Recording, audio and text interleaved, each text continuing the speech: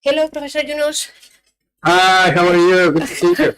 Sorry, I was trying to fix something. No, go right ahead. It's a very casual way, no problem. Well, good morning again, everybody. So you cannot imagine how happy I'm in this moment. I had to apologize because I'm my really happy here. because my English today, for sure, it will not be the best because you had to take into account that I have been for 3 days with all the ecosystem of impact economy here in Spain. We've been working and studying for 3 days and debating about this new economy that you are also trying to impulse and to push. And it's been quite hard to be day and night focus on this. So let me introduce you Professor Yunus at my left hand. is the new rector of the University Méndez Pelayo, in which one you were here 3 years ago when we have the great honor to have you here for only for 1 day, but it was at the end of a wonderful week in which one we were discussing about the social businesses, about the social enterprises, and about the need to change the economy and to change the way we live, no? So Right. here he's Carlos. Hello, Professor Yunus. Hello. Hi, how are you? Nice to meet you again. We met many years ago in Madrid. It's time to come back again. Okay. Thank you. So I was just saying that for me it's a pleasure and a great honor to have you here again. Again, we have been here trying to follow your message, your theories, and to impulse this change. For all of you that maybe you don't know, in 2019, we have here a summer course for 1 week, a long week, 5 days. At the end was the ceremony in which one we could enjoy and see Professor Yunus for the full day. And at the end of that day, we also create a Yunus Social Business Center Cantabria, which is it's an agreement that we have between the University of Cantabria and Professor Yunus and his foundation. And the objective of this center is only to foster, to learn, to study what are what he calls social businesses. In Spanish it will be empresa social, and negocios sociales. Social businesses and social enterprises. It's not the same because for him social business and negocio social is a kind of social enterprise, empresa social, that don't where it's not allowed to distribute dividends. So, well, I think I have not. I think all of you know Professor Yunus. You know that he is the father of the microfinance and microcredits. He was the founder of the Bank Grameen, el Banco de los Pobres. I recommend you to read his last book. This is like a The World of the Three Zeros, El Mundo de los Tres Ceros, Zero Poverty, Zero Unemployment, and Zero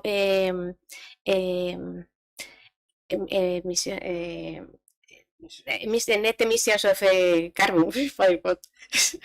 So, your CV, Professor Yunus, is so long, and I don't want to take your time. I know you have a really hard agenda, and we are very happy to have you at least for 15 minutes, 10 minutes to tell us your message, and at least to have time for 2 questions and at the end. So, as we say now, the floor is yours, and Professor Yunus, it's your time. Thank you. Thank you. Wonderful to be with you after a long time. And I miss Cantabria, and I would like to come back. At least I'm now virtually with you, but we'll try to make it a real physical visit so that I can come back and talk to people that I met before. It's wonderful to hear that you're continuing this program with the social business and you're offering courses on social business. You've already created the Yunus Social Business Center through which you're promoting the whole idea that I'm trying to bring up to the notice of all people, particularly to young people. To me, young people are very vital in the message that I have, which to rework the entire system that we have. And when I was doing microcredit way back, nearly 50 years back, that the conclusion that I came to about poverty, I started saying that poverty is not created by poor people. Poverty is created by the system that we have built. So if you want to fix the poverty, if you want to get poor people out, you don't have to rush to the poor people because they're not creating it. You have to rush to the system which created it. And that issue led me to many other issues. And today I'm saying that all the terrible things that we are doing to the planet itself is because of the way we have designed our economic system. And as an academician, as university researchers, professors, we are responsible in building this economic system and also stimulate over time without trying to undo the thing that we have done. So that economic system has led us to global warming. So I directly make the economic system responsible for it. And for a simple reason, so if you look at the economic system, it's driven by maximization of profit. That's the core of the whole economic system. And that drive to continue with the economy, which is driven by profit maximization, they have no intention of looking at any other thing, the global warming, poverty, and whatever you have. As a result, we have created a situation where we are almost in a suicidal path. We are destroying ourselves very soon. We don't have much time left. Already our house is on fire, and that's the global warming is all about. And we don't pay attention to our global warming, that our house is on fire. What we are doing inside the burning house, we are having celebrations. We are having parties, enjoying ourselves, celebrating the growth of the economy, celebrating the success of the technology and everything else, without taking into notice that the house in which we are celebrating itself is on fire. As a sane human being, we should be getting out of the house, and first thing to do is to stop the fire and make sure we are not destroyed while we're paying no attention to it. So I'm saying the urgency of the situation has to be noticed, has to be granted, and see it's not only global warming, it's also responsible for extreme wealth concentration. We have created an economic machine which pushes all the wealth to the top. You can't stop it. And even in situations like a pandemic, in situations like Ukrainian war, where many people are losing jobs, losing income, pushed into further poverty or into poverty if you're not already in the poverty. While massive number of people are in poverty, unfortunately, a great number of people or a small number of people have an enormous amount of wealth concentrated in their hand. In a way, you can say the 99% of the wealth of the world is in the hand of 1% of the people of the world. So 1% holding on to 99%. So what happened to the 99% of the people who are not, who do not have access to the 99% wealth concentrated in 1% of the people? 99% of the people have to do their life with 1% or less of the wealth that they got. So we have an enormous division, enormous distance between the wealth and the people. And it's a continuous process. It's not that sometimes wealth goes upwards, sometimes it comes downwards. Wealth never comes downwards. Wealth always goes upwards. And as a result, all the wealth goes to the top. And that is the sure mechanism to create continuous poverty. So if we are trying to overcome poverty, we have to fix the system. And the system which is driven by profit maximization cannot do such things, because profit maximization makes us blind. We don't see any other issue in the world except for making money.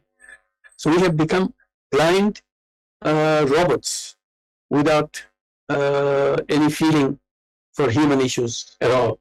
So the whole world is driven by money-making robots, and it has no care for the people, no care for the society, no care for the environment, and so on. So that's the problem we have, that we need to undo that system if we want to save ourselves. And that's where I raised the issue that we should be getting ready to create a new civilization.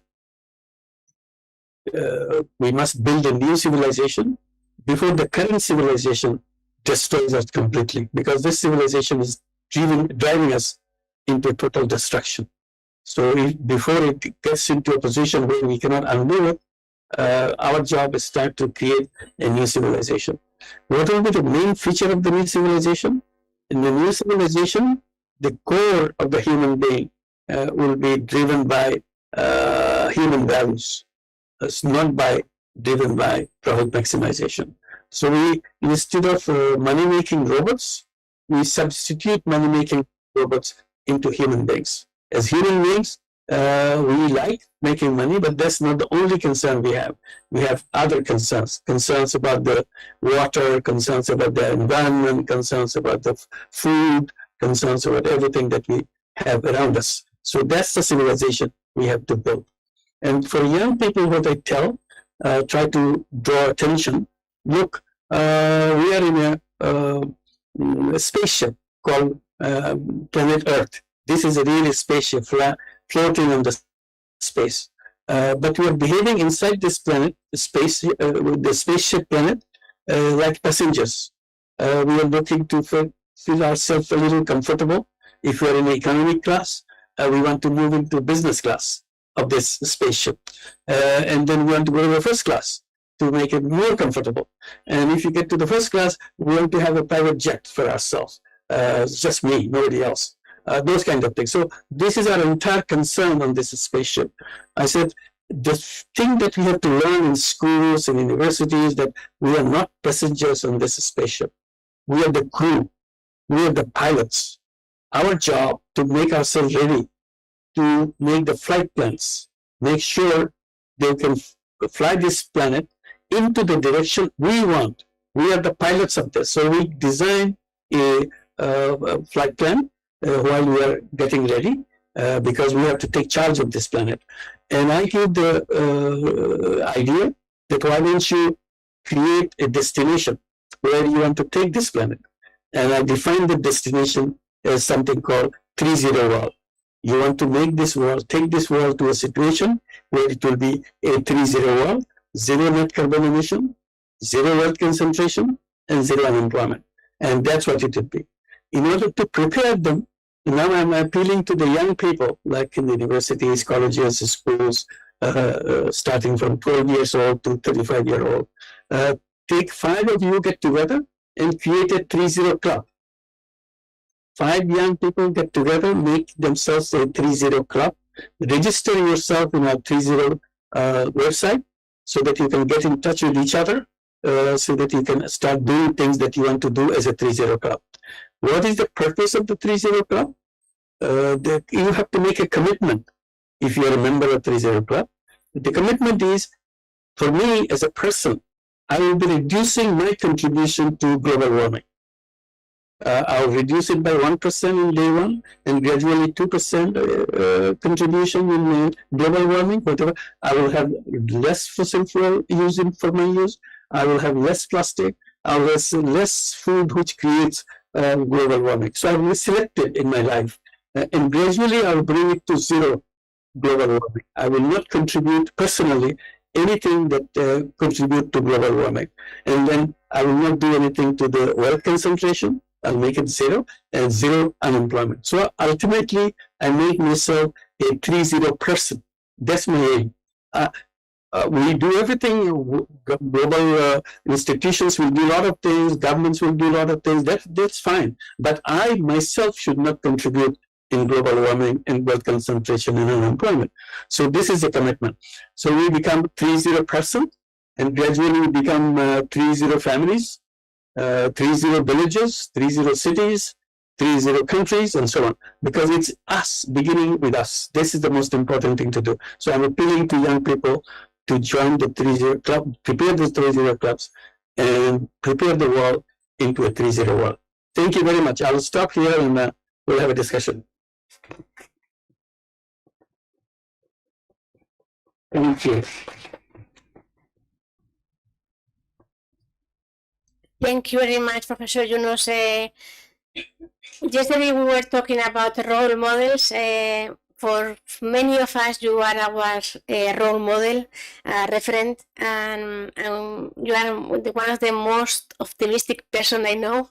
I remember just when it was April, I think, 2020, when you sent that video saying that there is not going back. We need to take the advance.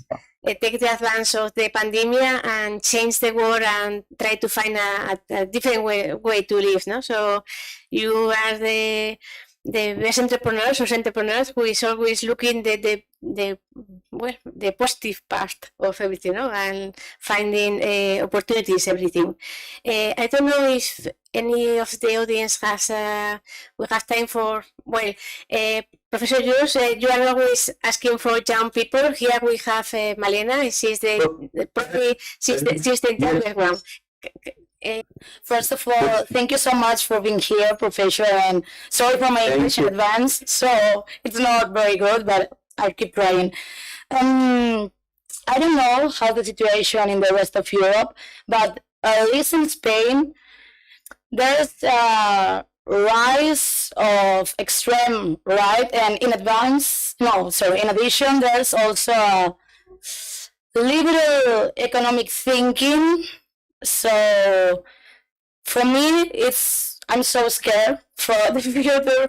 So in Spain, the young people are the people that, I mean, we are the future, and there are a lot of young people that are believing in the liberal economic thinking. Like, they don't believe in climate changing, they don't want to pay taxes, they don't like the government because they think that the poor people is poor because they want to be, so they don't want to help the others. They like meritocracy, it's my money, I can do whatever I want. So how do you think that it's going to be the future, thinking that these people that think this is going to be the leaders of tomorrow, and in the government, in the business, and how do you think is the way to solve this problem and to fight against this thinking? Thank you so much. Yeah, thank you. It's a very important issue that you raised. It's not only in Spain, it's everywhere. Young people showing no interest in having crazy ideas and so on. One way to explain is frustrations. They don't see anything achieved by other alternatives. You talk about grand economic system, but then you burn the whole world in one go. Just finish it up because of the global warming. Then you have massive unemployment, and you have extreme wealth concentration. Wealth doesn't come to common people. Wealth always runs away from common people. It always goes to a few people. You look at globally about, I would say, about 10 countries in the world, which holds all the wealth of the world. Maybe 98%, 99% of the world is controlled by 10 countries of the world. And what happens to the remaining countries? They have to deal with 1%, 1.5%, or whatever is left in the entire world. So you can imagine what's the frustrations is all about. You do all the good things, you say all the good things, but the net result is I don't get anything. You're always getting everything. And you create an economic machine, which is like a sucking machine. It sucks all the wealth and pushes into the top in the hands of one or two people. And that's not the kind of thing we want. Then we rebel. So it's more of a kind of a rebellion that you don't have anything to look forward to. One of the way I really try to explain to young people that we should be using our time in the schools and colleges and the education system, and also education system we should be helping us institutionalizing it, imagining a world. It's not really making it, just imagining it. What kind of world we want. So every week we spend one hour discussing ourselves in our class, what kind of world we want. So we have all the debates into the classroom. What kind of, the task is at the end of the year or the end of the semester, you have to prepare a document. So this is the kind of world we want, because we all participate in it. And this is the majority of the participants have said this, and minority have said this. So this is one document we prepare, and every year we repeat it for 1 week. We go through this exercise and change the one document we prepared last year. We prepare a new one. So year by year, now we have a clear vision of what we want. One of the problem is, as I was explaining, we are treating ourselves in this planet as passengers. We forgot that we are the pilots of this planet. We have to be ready where we want to take. We're not being ready. We're always told every time you work hard so that you move from economy class to the business class and so on and so forth. Just make it a little bit comfortable. You have better food, better lunch, better dinner, and so on. That's not the way the world should be. So young people should be prepared to take charge of it. Whatever idea you have, but take charge and take care of it. And you mentioned that you are the future leader, future administrators, future politicians, and so on. I always remind you are not the future leaders, you are the leaders now. You are good enough right now to take charge of the world. Don't delay it. You say, I'm here. And that's why I like Greta. She said, this is it. Yeah. You are all blah, blah. So she says that. And every young person, because it's your life, which is at stake. Older generation will disappear very soon. But it is your life, it's a long life waiting for you. And you will be destroyed by the system the older generation has built for you. So you have to take charge, dismiss everything, and design things so that you can do that. That's why I was asking you to create 3-0 Club. Because if I want to go to the 1,000-mile journey, and I have to take the first small step, and 3-0 Club is the first step I'm taking as a person, taking charge of this planet, because I want to make the 3-0 world happen. And I imagine the 3-0 world, and I want to take steps to make that happen. As a member of the 3-0 Club, I start taking the steps towards it. So I would emphasize that you have the power to do that. Don't feel yourself as a powerless person, as a young person. You are the most powerful generation in the entire history of mankind, because you have the technology in your hand. Your previous generation never had this technology in their hand. You have it. You are as a human being, you're almost like a Aladdin's genie. Do you remember the genie comes out of the lamp and does everything? And you yourself, the young person yourself, is the genie. You have the capacity to do things in seconds, what a previous generation had taken years and years to do. So that's the power you have to feel inside of you, and then ask yourself, what use I'm going to make this power for? Unless you decide what use you want to make this power, that power will be wasted away. It will be of no use to anybody. So before it is wasted, get ready and use it, and make sure you use it for the kind of thing that you want to do. Thank you. Thank you so much.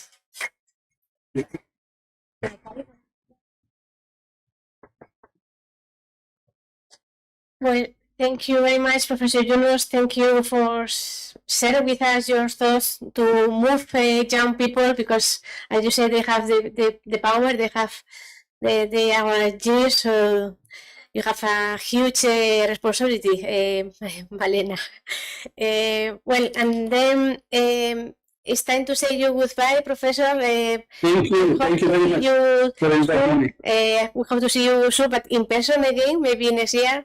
I Look forward to remember it. when you told me in 2019 that I you look forward. come back, but 2020 was not the best the best moment to come back. So thank you very Look much. forward to it.